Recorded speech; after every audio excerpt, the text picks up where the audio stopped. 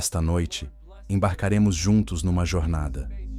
Não uma jornada que fará seu coração disparar ou sua mente girar. Não, esta é diferente. Este é o tipo de história que te envolve como um cobertor quentinho numa noite fria.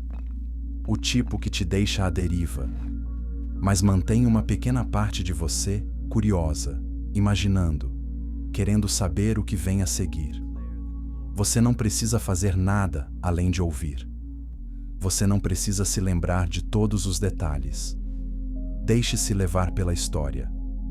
Porque o que estamos prestes a explorar não é apenas história antiga. É um mistério que permaneceu oculto por milhares de anos. Um lugar mencionado apenas uma vez na Bíblia. Um nome sussurrado e depois esquecido. Uma terra que existia a leste do Éden, para onde foi viver o primeiro exilado após cometer o primeiro assassinato do mundo. A terra de Nod. E aqui está a parte estranha.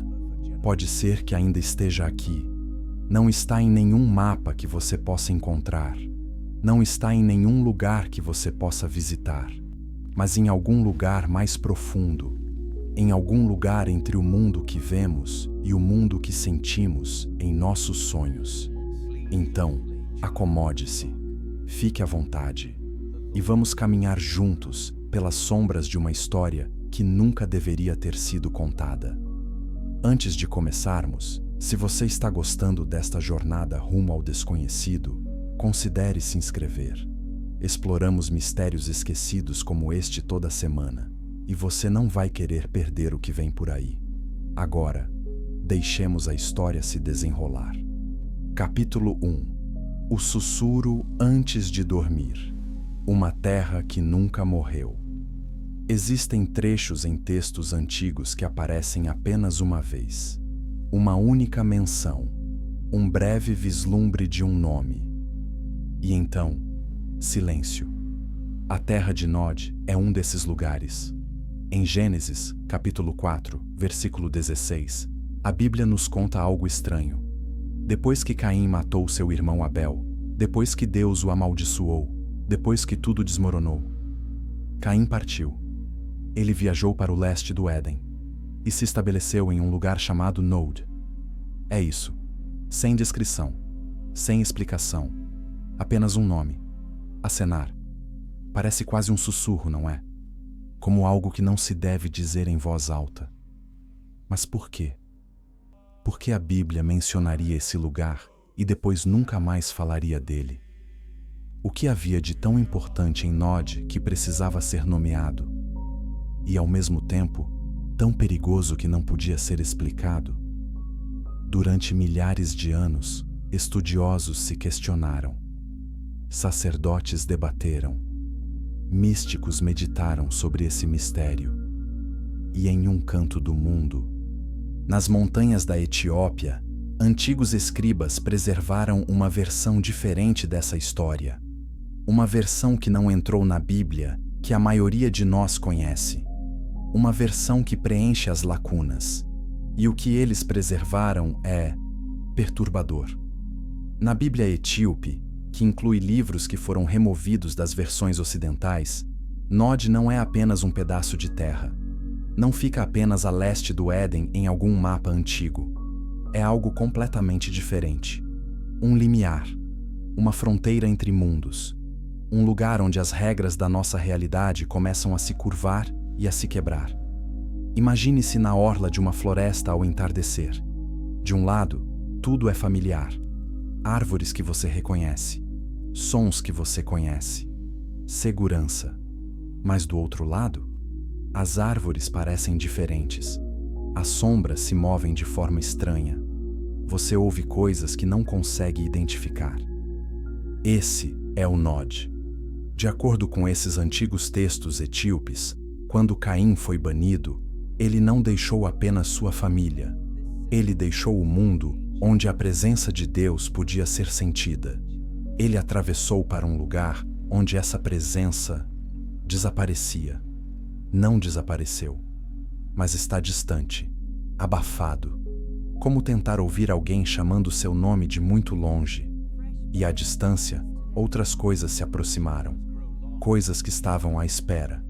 A própria palavra Nod vem de uma raiz que significa vagar, seguir sem rumo, ser inquieto e nunca se estabelecer. Mas e se significar algo mais? E se Nod não fosse apenas um lugar para onde você vagueia fisicamente, mas também um lugar para onde você vagueia espiritualmente? Onde sua alma transita entre estados de ser? Alguns dos escritos etíopes mais antigos sugerem exatamente isso. Dizem que Nod era uma espécie de espaço intermediário, não exatamente o mundo dos humanos, não exatamente o reino dos anjos, algo no meio, um lugar para onde iam os exilados, não apenas exilados humanos. Outros já haviam estado lá antes de Caim, seres que não se encaixavam mais, seres que haviam caído de lugares mais altos, seres que estavam esperando por alguém como ele. E quando Caim chegou, marcado, amaldiçoado e ardendo de raiva, eles o reconheceram. O primeiro pária, o primeiro rebelde, o primeiro ser humano a romper completamente o vínculo com o Criador. E eles o acolheram, não com punição, mas com conhecimento. É aqui que a história fica ainda mais estranha. Alguns textos etíopes sugerem que Nod nunca foi destruída, nem pela inundação, nem pelo tempo, nem por nada. Ainda existe, só que em outro lugar. À margem da realidade, invisível para a maioria, mas presente, ativo, à espera. E às vezes, as pessoas se deparam com isso sem perceber.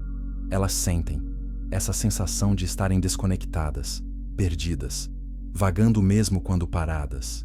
Talvez você mesmo já tenha sentido isso. Aquele momento estranho em que tudo parece um pouco fora do lugar. Quando o mundo parece menos sólido. Quando você se pergunta se está realmente acordado ou preso em algum estado intermediário. Segundo os antigos guardiões dessa história, esse é o eco de Nod, ainda sussurrando, ainda presente, ainda a explorar os limites do nosso mundo. Mas para entender por que a Nod é importante, precisamos voltar ainda mais no tempo. Voltar ao momento que a criou. Voltar ao dia em que tudo mudou para sempre. Voltando ao momento em que um irmão levantou a mão contra o outro. E se você está achando essa história tão fascinante quanto eu, me faça um favor. Clique no botão curtir. Isso ajuda mais pessoas a descobrirem esses mistérios ocultos. E acredite, o que vem a seguir fará você questionar tudo o que pensava saber. Então, vamos voltar no tempo, ao primeiro assassinato do mundo. Capítulo 2. O irmão que mudou tudo. Imagine dois irmãos, os primeiros filhos já nascidos de pais humanos, Caim e Abel. Seus nomes são famosos, mas você já parou para pensar em como devia ser a vida deles? Eles cresceram em um mundo que ainda era novo, fresco. Um mundo onde seus pais, Adão e Eva, carregavam o peso de um erro terrível, o erro que os expulsou do paraíso. Imagine crescer ouvindo essa história. Imagine seus pais lhe contando, todos os dias, sobre o jardim que perderam, a perfeição que conheciam, a presença de Deus que não conseguiam mais sentir da mesma forma. E imagine um filho, Caim, olhando ao redor para o solo duro que tinha que trabalhar, os espinhos, o suor, a luta, enquanto seu irmão, Abel, parecia abençoado. Seus rebanhos eram saudáveis, suas ofertas eram aceitas. Tudo o que Abel tocava parecia dar certo. E Caim? Caim trabalhou mais do que qualquer um. Ele preparou a terra, ele plantou as sementes, ele fez tudo o que lhe era esperado. Mas sua oferta foi rejeitada. Consegue imaginar essa sensação? Fazer tudo certo e ainda assim ouvir que não é suficiente? A Bíblia diz que o semblante de Caim se fechou, que ele ficou irado. Mas os textos etíopes vão mais fundo. Dizem que Caim não apenas ficou com raiva, Ele se tornou vazio. Algo dentro dele se quebrou. E naquele espaço fragmentado, algo mais sussurrou. Não é a voz de Deus, algo mais antigo, algo que estava à espera de uma brecha para se abrir. Disse-lhe que ele tinha razão em estar zangado. Disse-lhe que ele merecia algo melhor. Disse-lhe que Abel era o problema.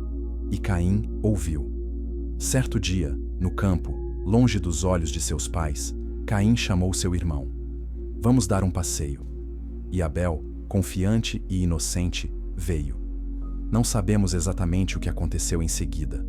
A Bíblia não nos dá detalhes, mas nós sabemos o resultado. O sangue de Abel impregnou o solo, e tudo mudou. Não apenas para Caim, não apenas para Adão e Eva, em toda a realidade, porque isto não foi apenas violência. Foi a primeira vez que um ser humano escolheu destruir outro ser humano.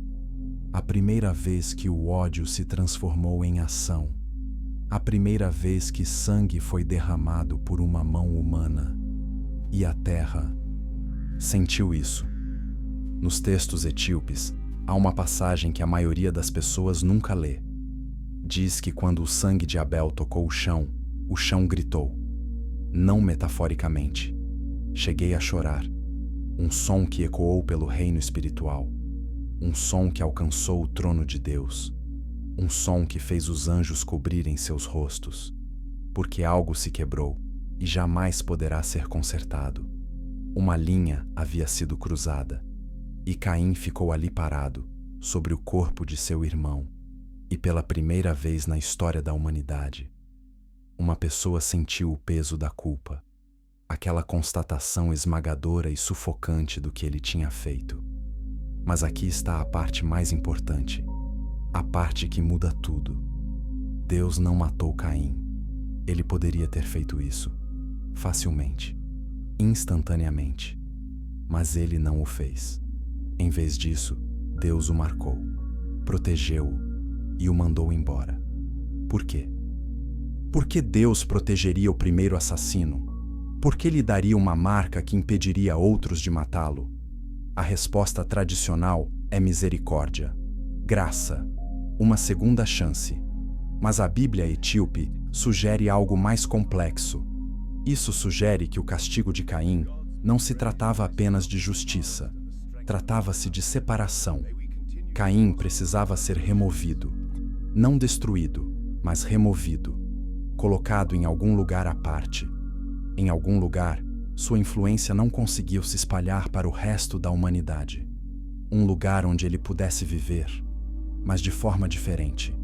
E esse lugar era Nod. Mas a marca é onde as coisas ficam realmente interessantes. O que era aquilo? Um símbolo visível em sua testa? Uma mudança em sua aparência? Alguns textos antigos dizem que foi mais do que isso. Dizem que a marca mudou Caim por dentro. Abriu algo nele. Permitiu que ele visse coisas que outros não conseguiam ver. Ouvisse coisas que outros não conseguiam ouvir. Não se tratava apenas de proteção. Foi uma transformação.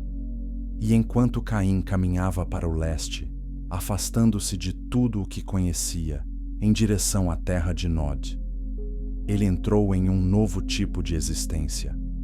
Uma que moldaria a história oculta do mundo. E por falar em história oculta, se você ainda não se inscreveu, agora é a hora. Estamos apenas começando, e o que vem a seguir vai te surpreender. Clique no botão de inscrição para não perder nenhuma revelação. Agora, vamos seguir Caim rumo ao desconhecido. Capítulo 3.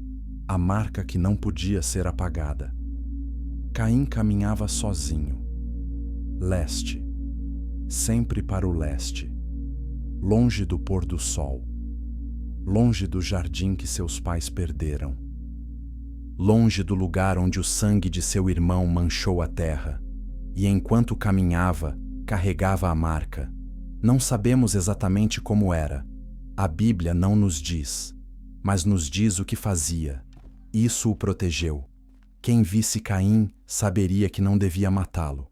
Ao verem a marca, entenderiam: este é intocável. Mas por quê? Por que Deus protegeria um assassino? A resposta, segundo os textos etíopes, é mais complexa do que simples misericórdia. A marca não servia apenas para manter Caim vivo, servia para mantê-lo separado. Pense nisso. Se Caim tivesse sido morto imediatamente, ele teria se tornado um mártir, uma figura trágica, talvez até mesmo uma figura que inspire simpatia. Mas vivos, vagando, marcados, ele se tornou um aviso, um lembrete vivo do que acontece quando se quebram as leis mais profundas. Mas há outra camada. Alguns escritos antigos sugerem que a marca tinha outra função, algo interno. Isso ampliou a percepção de Caim. De repente, ele pôde ver coisas que humanos normais não conseguiam ver. Sombras que se moviam sozinhas. Luzes à distância que não vinham de nenhum fogo. Sussurros em línguas que ele nunca tinha ouvido, mas que de alguma forma entendia. A marca o tornou consciente do reino espiritual. Não como uma bênção, mas como uma maldição. Porque depois de ver essas coisas, você não consegue mais desvê-las. Imagine caminhar pelo mundo sabendo que existem seres ao seu redor, observando, esperando, invisíveis para todos os outros. Essa era a nova realidade de Caim. E o livro etíope de Adão e Eva vai ainda mais longe. Ele descreve momentos após o assassinato, quando Caim não estava apenas sozinho. Ele recebeu uma visita. Não por Deus, não por anjos de luz, por outros, seres descritos como os filhos das sombras, entidades que existiam à margem da sociedade, párias eles próprios, e eles falaram com ele. Eles não o condenaram, também não o consolaram, eles o ensinaram.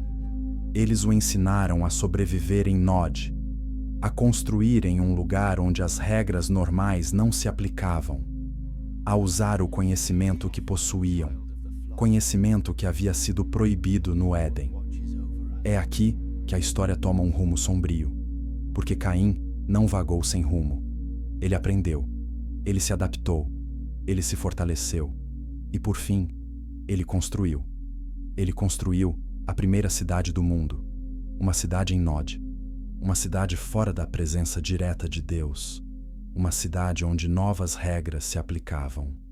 E os seres que o ensinaram, eles permaneceram por perto. Alguns textos sugerem que eles se tornaram parte de sua cidade, parte de sua linhagem, parte de tudo o que veio depois. Mas eis a questão que assombra esta história. A marca era realmente uma maldição? Ou era uma iniciação? Será que Deus marcou Caim para puni-lo? Ou para impulsioná-lo em direção a algo mais? Algo que precisava existir, mesmo que fosse sombrio? Alguns místicos acreditam que o exílio de Caim foi necessário, que a humanidade precisava de uma divisão, um caminho que permanecia próximo a Deus, outro que se aventurava no conhecimento proibido, uma família que obedeceu, outra que questionou. E dessa tensão, dessa divisão, nasceu toda a complexidade da natureza humana. Em certo sentido, todos nós somos filhos de ambas as linhagens, os obedientes e os rebeldes, os fiéis e os curiosos, os que ficam e os que vagueiam. E a marca de Caim talvez ainda esteja conosco, não na nossa pele, mas na nossa alma, aquela sensação de inquietação, aquela atração pelo desconhecido, aquela voz que pergunta: e se houver mais? Talvez essa seja a marca, ainda ativo, ainda em atividade, ainda guiando alguns de nós para o leste, em direção às nossas próprias versões de Nod. Se esta história está fazendo você pensar de forma diferente sobre textos antigos, deixe um comentário abaixo. Gostaria muito de saber o que mais lhe chamou a atenção. E não se esqueça de clicar no botão curtir. Isso me indica que você está pronto para mistérios ainda mais profundos. Agora vamos falar sobre a própria Terra, o lugar onde a jornada de Caim terminou ou começou. Capítulo 4. A leste do Éden, onde a realidade se curva a leste do Éden. 3 palavras que carregam muito peso. O Éden era o paraíso, o jardim, o lugar onde tudo era perfeito. E o leste? O leste era longe. O leste era exílio. O leste era o desconhecido. Mas o que havia realmente lá? A Bíblia quase não nos dá nada. Apenas o nome, Nod. Mas os textos etíopes pintam um quadro estranho e perturbador. Eles descrevem Nod como um lugar onde o natural e o sobrenatural se sobrepõem, onde as fronteiras entre o mundo físico e o mundo espiritual são tênues. Imagine caminhar por uma floresta onde as árvores parecem normais durante o dia, mas à noite elas parecem mudar, para respirar, para observar.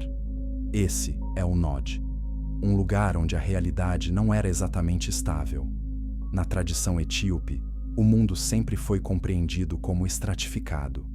Há o mundo que vemos, o mundo da carne, do sangue e da terra. Mas por baixo, por cima, em toda a volta, outras camadas, outras dimensões, reinos espirituais onde existem seres diferentes. Normalmente, essas camadas não se tocam. Elas correm paralelas, separadas por paredes invisíveis, exceto em certos lugares, locais onde as paredes estão rachadas, onde as camadas se misturam. Nod era um desses lugares. Existiu no leste, sim, mas também existiu em outros lugares, num espaço entre. Quando Caim chegou, não encontrou apenas terra vazia. Encontrou um lugar que já era habitado, não por humanos. Ainda não existiam outros humanos. A família de Adão e Eva ainda era pequena, mas por outros. Os textos os chamam por nomes diferentes: observadores, seres das sombras, os caídos. Essas eram entidades que haviam sido expulsas de planos superiores, anjos que se rebelaram, espíritos que escolheram um caminho diferente. E Nod tornou-se o refúgio deles, um lugar onde se reuniam, onde esperavam, onde observavam o mundo dos humanos à distância. E então Caim apareceu, o primeiro pária da humanidade. E eles reconheceram uma alma gêmea, alguém que também havia sido rejeitado, alguém que também carregava uma marca, alguém que também ardia em dúvidas, raiva e na necessidade de entender o porquê. Eles não o rejeitaram, eles o acolheram e começaram a compartilhar. Não por bondade, mas por interesse mútuo. Eles queriam ver o que um ser humano poderia fazer com conhecimento proibido. E Caim queria sobreviver, construir, provar que não era apenas um exilado errante. Assim, formou-se uma parceria sombria e estranha. E dessa parceria nasceu algo novo.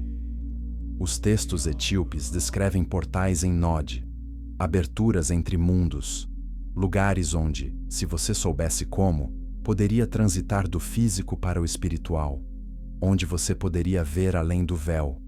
Caim aprendeu como. Ele aprendeu a caminhar entre camadas, a se comunicar com seres que a maioria dos humanos jamais perceberia. E ele usou esse conhecimento. Ele usou isso para construir sua cidade, para organizar seu povo, para criar uma civilização diferente de tudo o que existia antes. Porque a cidade dele não era feita apenas de pedra e madeira. Foi construído em consonância com esses portais, projetado para canalizar energia espiritual, estruturado para espelhar os padrões dos reinos celestiais caídos. Era uma cidade que existia em 2 lugares ao mesmo tempo, o físico e o espiritual. E todos que moravam lá sentiam isso. Aquele zumbido estranho, aquela sensação de estar sendo observado, aquela sensação de poder logo abaixo da superfície. Alguns místicos modernos acreditam que esses portais ainda existem, não em locais físicos que possamos apontar em um mapa, mas em estados de consciência, em certas práticas espirituais, em momentos em que o véu se torna tênue. Dizem que ainda hoje as pessoas podem se deparar com a Nod sem perceber, em sonhos, em profunda meditação, em momentos de profundo isolamento, aquela sensação de estar completamente sozinho, mesmo em meio à multidão, de estar desconectado de tudo que é familiar, de vagar pela vida sem rumo. Esse é o eco de Nod, ainda ativo, ainda puxando, ainda sussurrando. E talvez, só talvez, a cidade de Caim ainda esteja lá também. Não em ruínas, mas existindo nesse espaço intermediário. Aguardando aqueles que estão marcados, aqueles que estão exilados, aqueles que buscam algo além do mundo comum. Você é um deles? Você já sentiu essa atração? Se sim, deixe um comentário. Compartilhe sua experiência. Você não está sozinho. E se você está gostando dessa imersão profunda em mistérios esquecidos, clique no botão de inscrição. Vamos nos aprofundar ainda mais, porque em seguida precisamos falar sobre o que Caim construiu, a cidade que não deveria existir. Capítulo 5. A cidade que não deveria existir. Caim construiu uma cidade. Só essa frase já é chocante quando você para pensar. Ele foi amaldiçoado a vagar, a nunca se estabelecer, a ser inquieto para sempre. E, no entanto, ele construiu uma cidade, uma estrutura permanente, um local de encontro, um centro de civilização. Como? A Bíblia menciona isso brevemente. Gênesis 4:17 diz que Caim conheceu sua mulher, e ela lhe deu um filho chamado Enoque. E Caim construiu uma cidade e a chamou em homenagem ao seu filho. Espere, esposa? De onde ela veio? A Bíblia não explica, mas os textos etíopes preenchem algumas lacunas. Eles sugerem que Caim não estava completamente sozinho, que outros descendentes de Adão e Eva eventualmente se espalharam, que alguns, por escolha ou circunstância, acabaram em Nod. Ou talvez, já houvesse outros lá. Seres que podiam assumir forma humana. Seres que podiam casar-se com humanos. Os textos insinuam isso, e é profundamente perturbador, porque se a esposa de Caim não era totalmente humana, o que isso faz de seus filhos? A cidade dele? O nome da cidade é importante. Enoque. Não deve ser confundido com o justo Enoque que andou com Deus. Este Enoque era diferente, nomeado por um pai amaldiçoado, construído em uma terra amaldiçoada. E, segundo a tradição etíope, a cidade era extraordinária. Não era apenas um conjunto de abrigos. Era algo planejado, organizado, avançado. Os descendentes de Caim tornaram-se habilidosos de maneiras que parecem impossíveis para uma época tão remota. Eles trabalhavam com metal, criavam música, desenvolveram ferramentas e tecnologias. De onde veio esse conhecimento? A resposta tradicional é a engenhosidade humana. A necessidade gera a invenção. Mas os textos etíopes sugerem algo diferente. Eles sugerem que os descendentes de Caim foram instruídos pelos seres de Nod, os caídos, os observadores. Essas entidades compartilhavam conhecimentos que os humanos ainda não deveriam possuir. Segredos sobre a terra, sobre o fogo, sobre a arte de moldar metal e pedra, sobre o controle do mundo natural. E os descendentes de Caim usaram esse conhecimento, construíram, expandiram-se, criaram uma civilização que prosperou no exílio. Mas aqui está a parte perturbadora. Essa civilização não adorava a Deus. Ela não buscava reconciliação ou redenção. Adorava o poder, o conhecimento, a independência. Tornou-se um reflexo da rebelião que, em primeiro lugar, havia expulsado Caim. Um lugar onde as regras do Éden foram deliberadamente rejeitadas. onde uma nova forma de ser humano foi explorada. Alguns estudiosos acreditam que foi aí que surgiram as raízes do conhecimento oculto. A ideia de que os humanos poderiam acessar o poder espiritual sem permissão divina.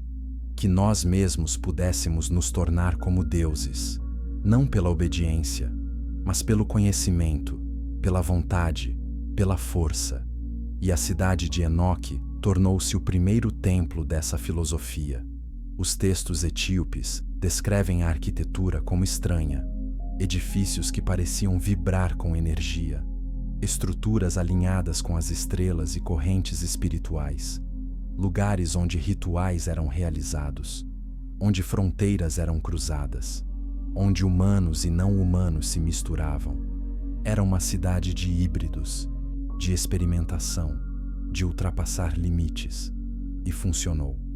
Por um tempo, a civilização de Caim floresceu.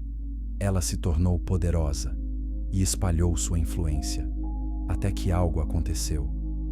Algo que mudaria tudo. Os vigilantes, aqueles anjos caídos que vinham ensinando os descendentes de Caim, tomaram uma decisão. Eles decidiram ir mais longe. Eles decidiram cruzar uma linha que nunca deveria ter sido cruzada. Eles decidiram tomar esposas humanas, e dessas uniões nasceram os Nefilins, gigantes, híbridos, seres de imenso poder e corrupção. E o mundo mergulhou no caos. Mas chegaremos lá. Primeiro, precisamos entender quem eram esses observadores e por que eles caíram. Se você ainda está comigo nessa jornada, deixe um like. Sério, ajuda mais do que você imagina.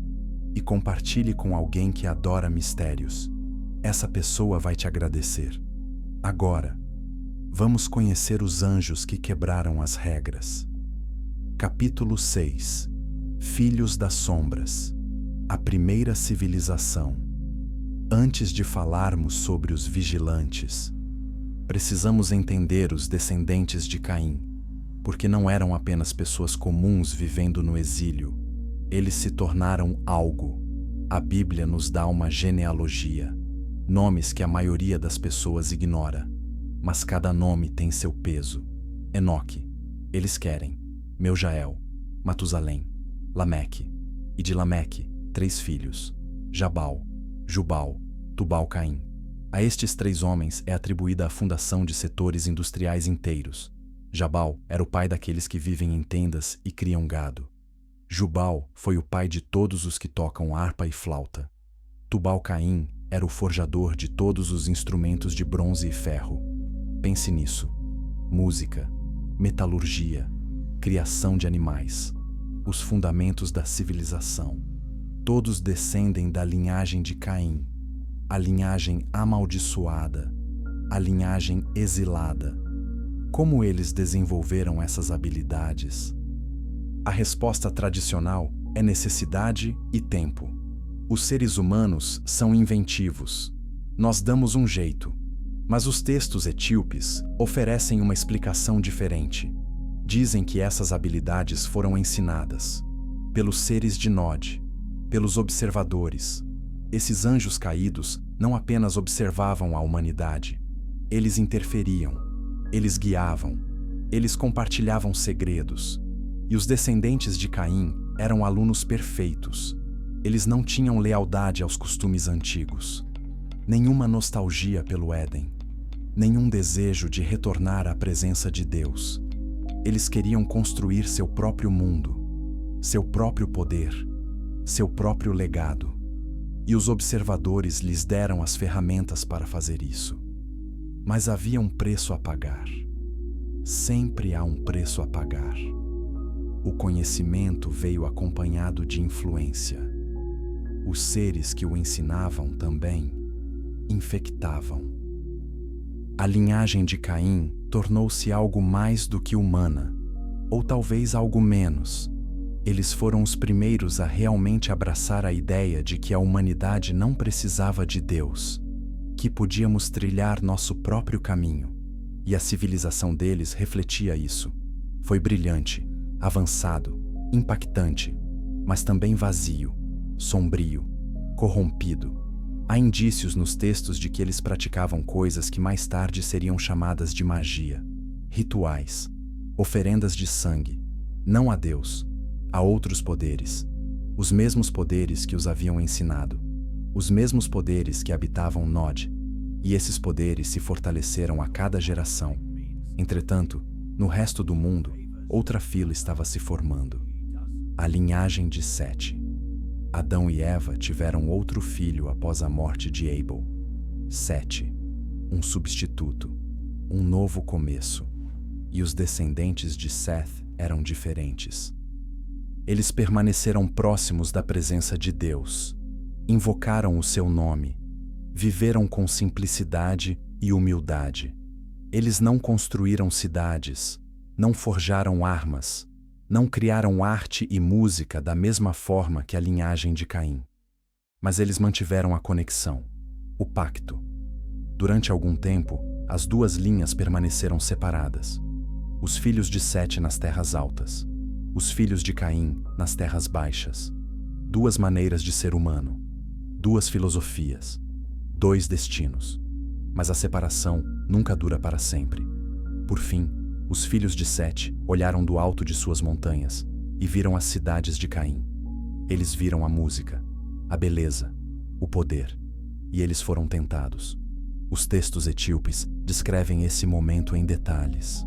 Como os filhos de Sete começaram a descer, como eles se misturaram com as filhas de Caim, como as duas linhas começaram a se confundir. E quando isso aconteceu, algo quebrou. A pureza que a linhagem de Sete havia mantido foi comprometida. O conhecimento que a linhagem de Caim havia acumulado se espalhou. E o cenário estava pronto para o próximo capítulo dessa história sombria. A chegada dos Nefilins. Mas antes de chegarmos lá, reserve um segundo para clicar no botão de inscrição, caso ainda não o tenha feito. Esta história fica ainda mais intensa e você não vai querer perder o que está por vir. Agora, vamos falar sobre os anjos que se apaixonaram. Capítulo 7. Quando os anjos se apaixonaram, o livro de Enoque. Se você nunca ouviu falar disso, não se preocupe, você não está sozinho. Não está presente na maioria das Bíblias. Foi removido, considerado estranho demais, controverso demais. Mas na Etiópia, ainda é escritura sagrada, ainda é sagrado, ainda é lido, e conta uma história que muda tudo. A história dos observadores.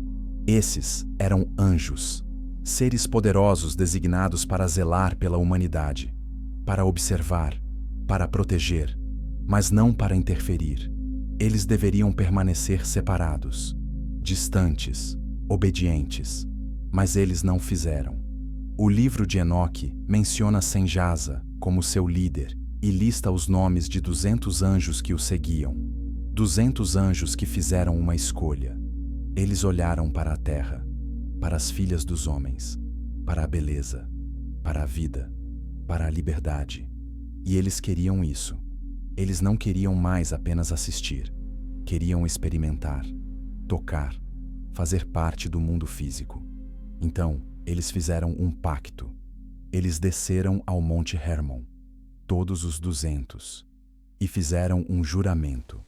Eles tomariam esposas humanas e aceitariam as consequências juntos. Isso não foi um erro, não foi um acidente. Foi uma rebelião, deliberado, organizado, coordenado. E eles conseguiram. Eles desceram, levaram mulheres humanas, e elas tiveram filhos, os Nefilins. A Bíblia os menciona brevemente. Gênesis 6:4 diz: havia gigantes na terra naqueles dias, e também depois, quando os filhos de Deus se uniram às filhas dos homens, e elas lhes geraram filhos. Filhos de Deus. Era assim que os anjos eram chamados. E os filhos deles não eram normais. Os Nefilins eram gigantes, híbridos, seres com o poder dos anjos e a forma dos humanos. E eles eram aterrorizantes. O livro de Enoque os descreve como violentos, corruptos e insaciáveis. Eles consumiram tudo. Eles dominaram. Eles destruíram. Mas aqui está a ligação com a Nod, onde os observadores interagiram pela primeira vez com os humanos. Os textos etíopes sugerem que não se tratava apenas do Monte Hermon. Também havia Nod envolvido, a terra do exílio, o lugar onde o véu já era tênue, onde os seres espirituais já se moviam livremente. Os descendentes de Caim, já doutrinados por entidades sombrias, eram os alvos perfeitos para os observadores. Eles não temiam o divino, não hesitavam em ultrapassar limites. Então, quando os observadores se aproximaram, eles os receberam bem. E a mixagem começou, não apenas fisicamente, espiritualmente, ideologicamente. O conhecimento trazido pelos observadores era perigoso. Eles ensinaram aos humanos sobre armas, sobre guerra, sobre cosméticos e adornos, sobre astrologia e os movimentos das estrelas, sobre como manipular o reino espiritual.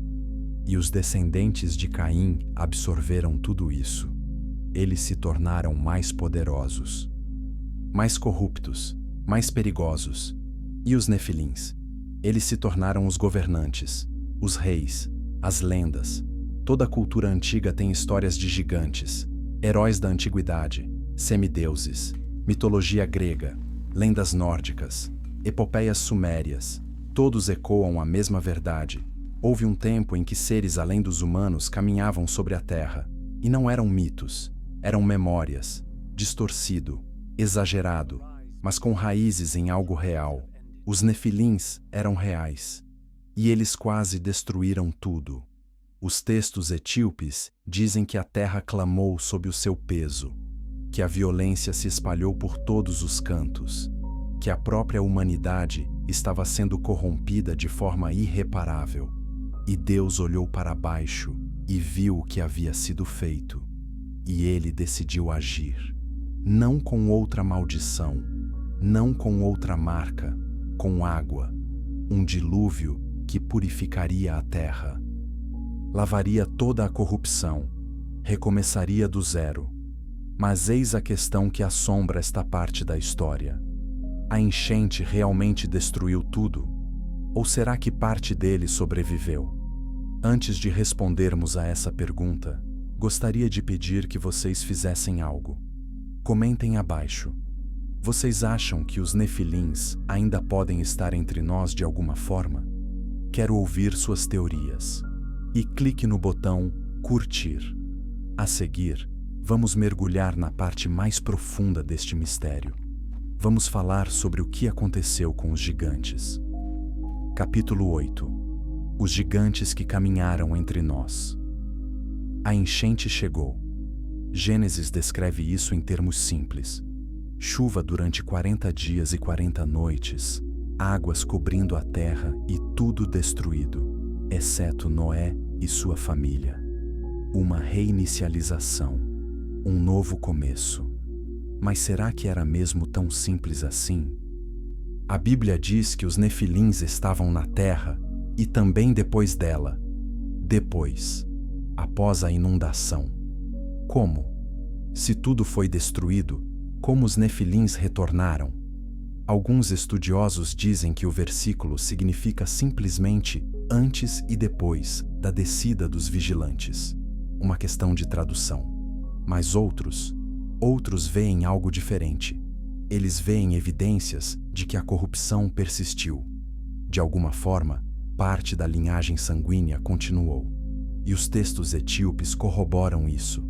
Eles sugerem que, embora os gigantes físicos tenham sido destruídos, seus espíritos permaneceram.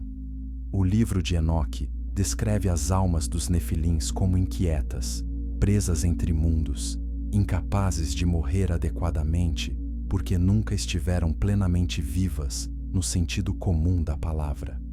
Espíritos híbridos, vagando pela terra, causando caos. Em outras palavras, demônios. Os textos dizem que os demônios com os quais lidamos hoje não são apenas anjos caídos. São os espíritos desencarnados dos Nefilins. ainda famintos, ainda violentos, ainda à procura de corpos para habitar. É um pensamento arrepiante. Mas a situação piora, porque também existe a questão da linhagem sanguínea. Algum ser humano carregou a genética dos nefilins durante o dilúvio? A Bíblia diz que Noé era perfeito em sua geração. Alguns interpretam isso como pureza genética, ou seja, não corrompido pela linhagem dos nefilins. Mas e depois? E quanto às esposas dos filhos de Noé? E quanto às gerações que se seguiram?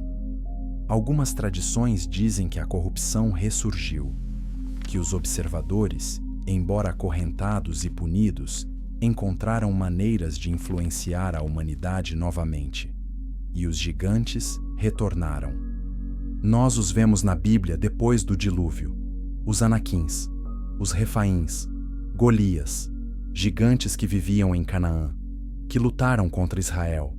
De onde eles vieram? Se o dilúvio destruiu tudo, eles não deveriam existir, mas eles fizeram. E isso levanta uma possibilidade desconfortável. E se Nod, a terra do exílio, o lugar entre os mundos, nunca tivesse sido completamente inundada? E se existisse em uma dimensão que as águas não pudessem alcançar?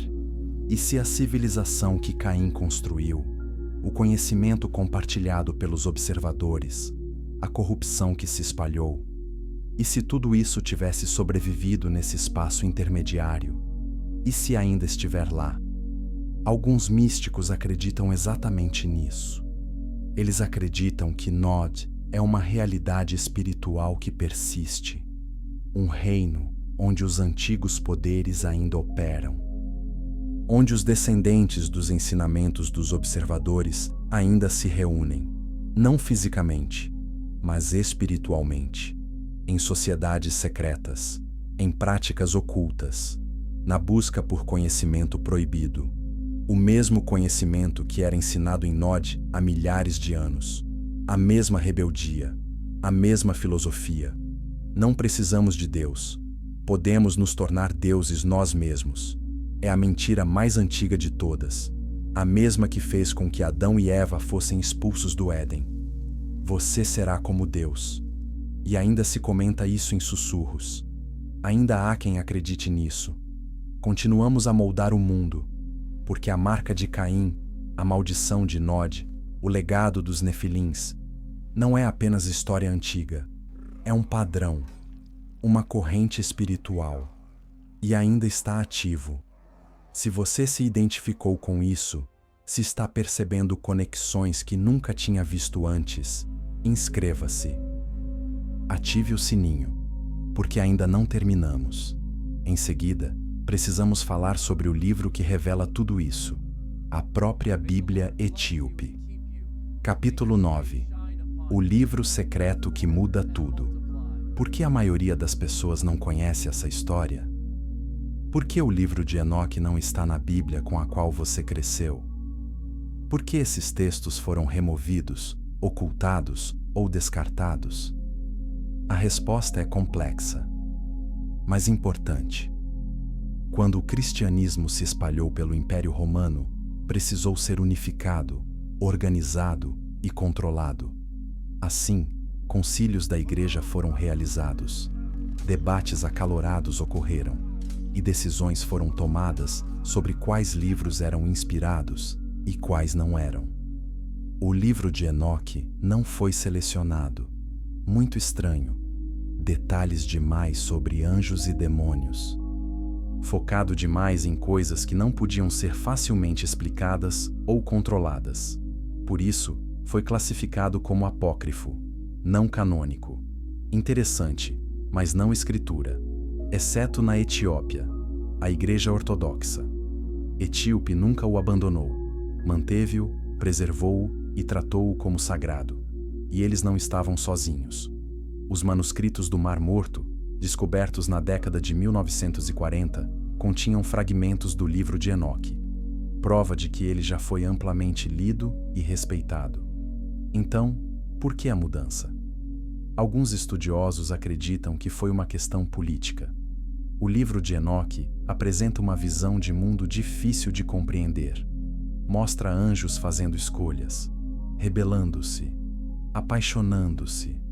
Mostra os humanos como figuras presas entre forças cósmicas, não apenas pecadores que precisam de salvação, mas participantes de um drama muito maior. Isso complica a narrativa, e para um império que tentava construir uma religião unificada, a complicação era perigosa. Assim, o livro de Enoque foi discretamente removido, juntamente com outros textos: o livro dos Jubileus, o Testamento dos 12 Patriarcas, o livro etíope de Adão e Eva, todos eles preservados na Etiópia.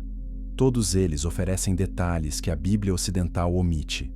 Detalhes sobre Nod, sobre os vigilantes, sobre os nefilins, sobre a guerra espiritual que assola a terra desde o princípio. E aqui está o ponto. Esses não são apenas mitos, não são apenas histórias antigas contadas ao redor de fogueiras.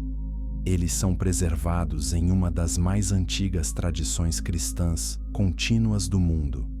A Etiópia era cristã antes de Roma, antes de Constantino, antes dos concílios, e eles guardavam os livros que outros jogavam fora. Por quê?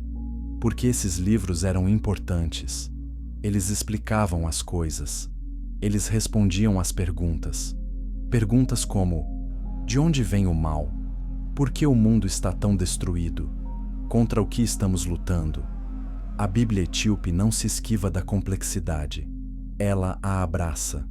Mostra um mundo onde anjos podem cair, onde humanos podem ser corrompidos, onde o reino espiritual está em constante interação com o nosso, e onde lugares como Nod ainda existem, não apenas no passado, mas agora também. Porque se esses textos forem verdadeiros, se estiverem revelando algo real, então o mapa espiritual do mundo é muito mais complexo do que pensávamos. Existem camadas, dimensões, espaços entre elas, e alguns de nós estamos vagando por elas sem nem mesmo saber. Aquela sensação de desconexão, de busca, de nunca se encaixar completamente. Talvez seja o eco de Nod. Continuo ligando, continuo puxando, ainda oferecendo conhecimento àqueles dispostos a caminhar para o leste. E talvez, só talvez, a razão pela qual esses textos foram ocultados não tenha sido para nos proteger de mentiras, mas para nos proteger da verdade. Verdades desconfortáveis, perigosas, transformadoras. Se você acha que a igreja tem escondido coisas, deixe um comentário. Vamos conversar sobre isso. E não se esqueça de curtir este vídeo. Estamos quase no fim, mas a parte mais importante ainda está por vir. Vamos falar sobre as duas famílias. Os dois destinos. Capítulo 10. Duas famílias. Dois destinos. Desde o início, existiram dois caminhos. Duas maneiras de ser humano. A linhagem de Caim e a linhagem de Sete, os amaldiçoados e os abençoados, os exilados e os fiéis, os buscadores do conhecimento proibido e os guardiões do pacto. E todos nós, cada ser humano vivo hoje, carregamos ecos de ambos. Pense nisso. Uma parte de você quer obedecer, fazer o que é certo, permanecer perto do que é bom e verdadeiro. Mas uma parte de você é curiosa, inquieta, questionadora. Uma parte de você quer se aventurar para o leste, para ver o que existe lá fora, para cruzar fronteiras. Essa é a tensão. A guerra entre as duas linhas não é apenas história antiga. Ela está dentro de nós. Todos os dias, nós fazemos uma escolha. Será que trilhamos o caminho de Sete? Humildade, obediência, conexão. Ou trilharemos o caminho de Caim? Poder, conhecimento, independência. A maioria de nós caminha algures entre esses dois extremos. Tentamos encontrar um equilíbrio, ter ambos. Mas os textos etíopes sugerem que esse equilíbrio é frágil, porque os dois caminhos não são iguais. Eles puxam em direções opostas. Uma delas conduz à vida, à conexão, à presença de Deus. A outra leva ao exílio, ao isolamento, à terra de Nod. E aqui está a dura verdade. O caminho de Caim é sedutor. Oferece poder, controle, a promessa de que você pode ser seu próprio Deus. E num mundo que celebra a independência, que venera o sucesso, que lhe diz para confiar em si mesmo acima de tudo. Esse caminho parece muito bom, mas isso tem um preço. O preço a pagar é a conexão, a presença, a paz. Os descendentes de Caim construíram coisas incríveis: cidades, ferramentas, arte. Mas eles estavam sempre inquietos, sempre buscando, sempre vazios, porque foram banidos da única coisa que realmente os satisfaz: a presença do Criador. A linhagem de Sete não era extravagante. Eles não construíram impérios. Eles não inventaram tecnologias. Mas eles tinham algo que a linhagem de Caim não tinha. Eles descansaram. Eles tinham um propósito, um significado, uma conexão. E no final, quando o dilúvio veio, foi Noé, um descendente de Sete, quem se salvou. Não porque ele fosse perfeito, mas porque ele era fiel. Ele permaneceu no caminho. Ele manteve a conexão. E a humanidade ganhou mais uma chance. Mas a tensão não acabou. Porque mesmo depois da inundação, os dois caminhos permaneceram. Aquele que busca a Deus. Aquele que busca a si mesmo. Uma que se constrói na fé. Uma que se constrói na vontade. E cada geração tem que escolher. Cada pessoa tem que decidir. Qual linha devo seguir? Onde construirei minha vida? Na presença ou no exílio?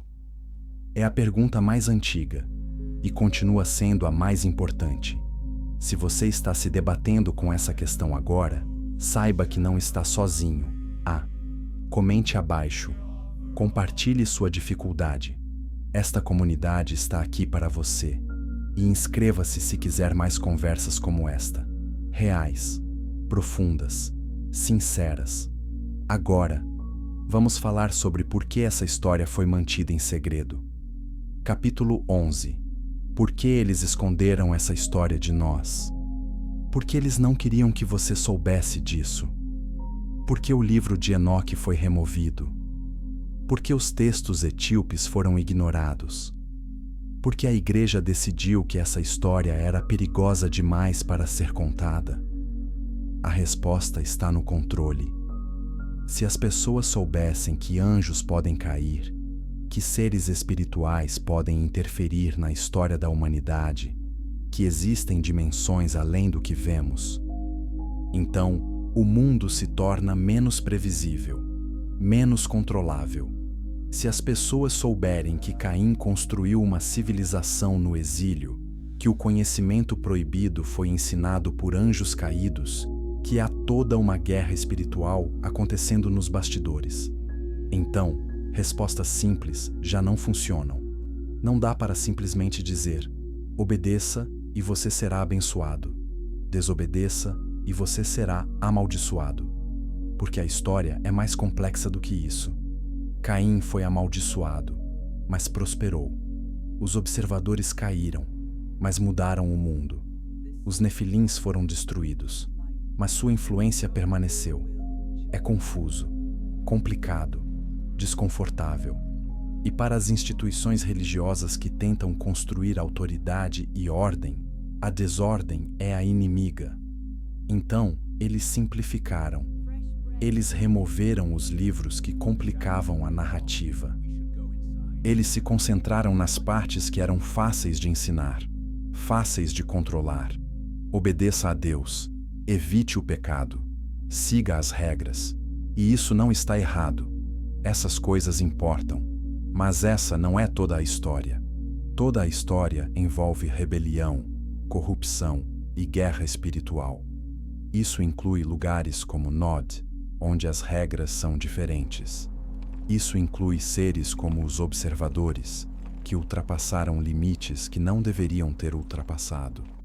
Isso inclui a realidade de que vivemos em um mundo onde o bem e o mal estão constantemente lutando por influência. E não somos apenas observadores, somos participantes. A Igreja Etíope compreendeu isso. Eles mantiveram a história completa. Não porque fosse fácil, mas porque era verdade. E a verdade, mesmo a verdade incômoda, é melhor do que mentiras reconfortantes. Então, o que acontece quando as pessoas ficam sabendo da história completa? Eles começam a fazer perguntas. Eles começam a perceber padrões. Eles começam a reconhecer as correntes espirituais que moldam a história e tornam-se mais difíceis de controlar. Talvez seja por isso que esses textos foram ocultados, não para nos proteger de erros, mas para proteger as instituições do escrutínio. Mas aqui está o ponto: a verdade não permanece oculta para sempre. Ela encontra uma saída, por meio de manuscritos preservados, por meio de tradições antigas, por meio de pessoas dispostas a investigar mais a fundo. E agora, numa era em que a informação está por toda parte, em que textos antigos estão sendo traduzidos e compartilhados, a história está voltando. E as pessoas estão despertando para uma realidade maior. Uma realidade onde a guerra espiritual é real, onde as dimensões se sobrepõem, onde as escolhas que fazemos têm significado cósmico, e onde lugares como Nod ainda existem, não em um mapa, mas na paisagem espiritual. Continuamos a atrair, continuamos a chamar, continuamos a oferecer poder àqueles que estejam dispostos a partir para o exílio. A questão é: o que você fará com esse conhecimento? Você vai ignorar? Descartar? Ou você deixará que isso mude a forma como você vê o mundo? Se este vídeo te desafiou, se te abriu os olhos para algo novo, partilhe-o, passe-o adiante e inscreva-se, porque ainda não terminamos de explorar esses mistérios. Mais um capítulo, o mais importante. Vamos falar sobre onde a Nod está hoje. Capítulo 12. O lugar que ainda existe hoje. Então, aqui estamos, ao final da jornada, ou talvez no início. Porque a terra de Nod não é apenas uma curiosidade histórica, não é apenas um mistério antigo, é uma realidade presente, não como um local físico. Você não consegue encontrá-lo no Google Maps, mas como um estado espiritual, uma dimensão da existência. Os místicos etíopes sempre souberam disso. Eles falam de Nod como um lugar para onde a alma pode vagar, um estado de exílio da presença de Deus. E é mais comum do que você imagina. Você já se sentiu completamente desconectado, como se estivesse vivendo a vida mecanicamente, mas nada parecesse real. Você já teve a sensação de estar procurando por algo, mas nem sequer sabe o que. Você já se sentiu inquieto, perturbado, incapaz de encontrar paz, não importa o que faça. Esse é o Nod, o exílio espiritual, o andar errante. E não é um castigo de Deus. É uma consequência de escolhas. A escolha de ir embora, de buscar poder em vez de presença, de confiar em si mesmo em vez de se render. É o caminho de Caim. E todos nós já percorremos esse caminho em algum momento. Mas eis a esperança. O exílio não precisa ser permanente. A maldição de Caim foi eterna. Mas a nossa não precisa ser. Porque ao contrário de Caim, nós temos um caminho de volta. Um caminho que leva do exílio à presença, da errância ao repouso. Não é fácil. Requer humildade, entrega, uma disposição para parar de tentar ser nosso próprio Deus. Mas é possível. E a tradição etíope ensina que, mesmo agora, mesmo nesta era moderna, a batalha espiritual continua. Ainda existem forças que nos puxam em direção a Nod, em direção à independência, em direção à ilusão de controle. e existem forças que nos chamam de volta. De volta à conexão, de volta à fé, de volta ao lar. Todos os dias, nós fazemos uma escolha. A cada instante, nós decidimos. A qual voz daremos ouvidos? O sussurro que diz: você não precisa de ninguém. Você consegue resolver tudo sozinho. Você pode ser seu próprio salvador. Ou a voz que diz: volte. Você não deve vagar por aí. Há descanso, há paz, há uma presença que te ama. A terra de Nod ainda existe, nos corações dos inquietos, dos exilados, dos que buscam. Mas o caminho de casa também é assim. E talvez, só talvez, esse seja o objetivo de toda a história. Para nos mostrar que o exílio é real, poderoso, sedutor. Mas não é o fim. Sempre há um caminho de volta. Você só precisa estar disposto a dar meia volta. Parar de caminhar para leste e começar a caminhar para casa. Então, onde quer que você esteja esta noite, o que quer que esteja carregando, qualquer que seja a marca que sinta em sua alma, saiba disso. Você não está tão perdido assim. Você não está fora do nosso alcance.